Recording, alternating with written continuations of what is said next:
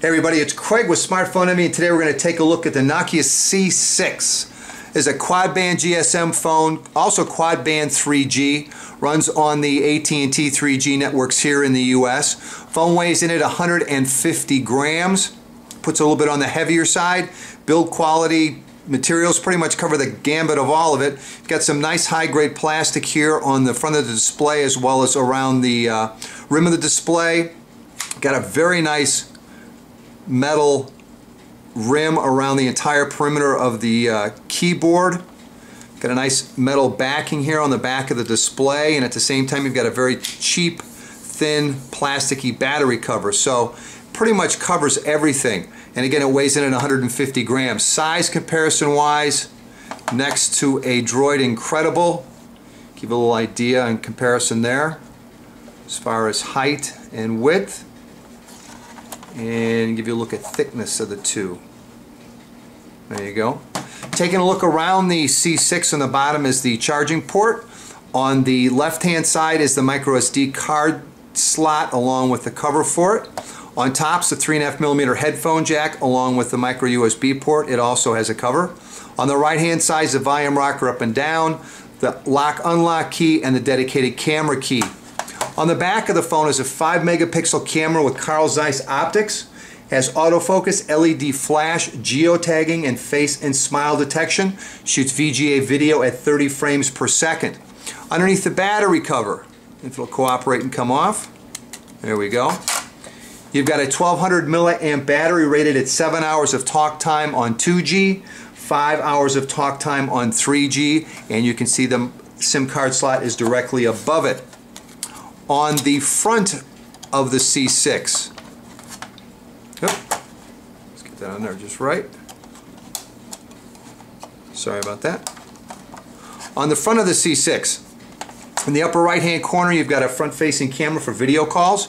Below that is a 3.2-inch TFT resistive touch display showing 360 by 640 pixels. It offers a proximity sensor as well as an accelerometer sensor. And just below the display you have 3 physical keys, an end call key, a main menu key, and a call key. It has a 4-row slide out QWERTY keypad.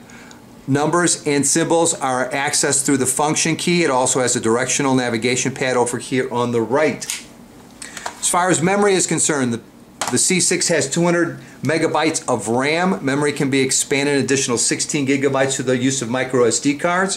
Has Wi-Fi B and G, Bluetooth version 2 with support for A2DP, GPS with support for AGPS, Symbian Series 60 5th edition operating system, and it runs on an ARM 434 megahertz processor.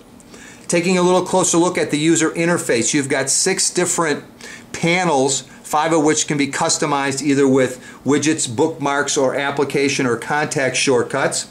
The top panel basically is a shortcut for your clock application, calendar application, as well as a profile manager application. Now below that you have the first panel that you can customize with 4 different application shortcuts. Holding it down will allow us to open us up, take a look at settings, and again these can be any of the applications or bookmarks, so you can customize that how you'd like. The one below that is a widget. We'll remove it and then add a new one so I can show you the widgets that are available. Again, holding down on it, we'll open it up, add content. And these are the widgets that come with the phone, and again you can go to the OB Market and download more. We'll put on here, let's put on AP Mobile for right now. And I'll ask us if okay to load content, and we'll tell it yes. And there you go. And below that we've got our contacts, widget shortcut, email shortcut, and then we've got another panel where we can add 4 different application shortcuts. To remove or make the phone more private, simply slide to the left to remove it. Slide it back to the right, and it comes back onto the home screen. You've got a contact shortcut down here at the bottom, keyboard shortcut, keypad shortcut, as well as an option shortcut, which basically allows you to do what we just did, as well as bring up the task manager. And again, below that, you've got your 3 physical keys. Your end call key also acts as a back and close key. Main menu key accesses your main menu, as well as works as a task manager. also operates as it will bring you back to the home screen but will not close the application. As you can see from the task manager, our messaging application is still open. Back to the home screen, and then our call key also accessed the call log for us as well. Easy for me to say. Boy, I'm stumbling over words today. Anyway, all right, let's take a look at text input and messaging. And basically you have three different choices. You can use the keypad. We'll send this to John Doe. You've got the keypad. Comes with handwriting. And also in portrait, obviously you have your full slide out QWERTY. Take a look at that. Also, as far as social networking applications, it does come with a few.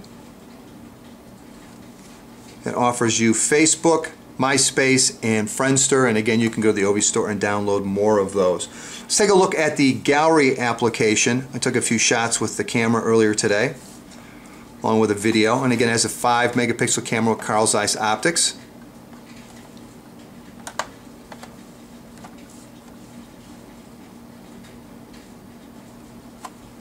Zoom in a little bit for you. Oh. There we go.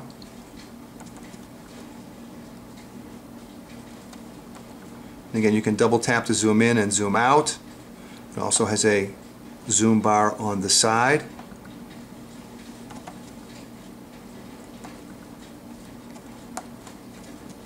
There we go.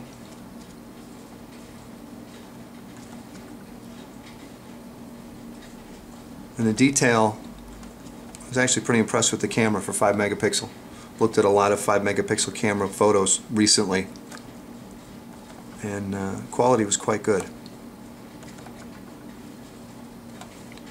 Let me zoom in and take a closer look at this to show you what I mean as far as detail. Give it a chance to refocus. There you go. The detail is really quite good. Outdoor shot. Let it refocus. There you go. Again, quite a bit of detail. And let's take a look at our video.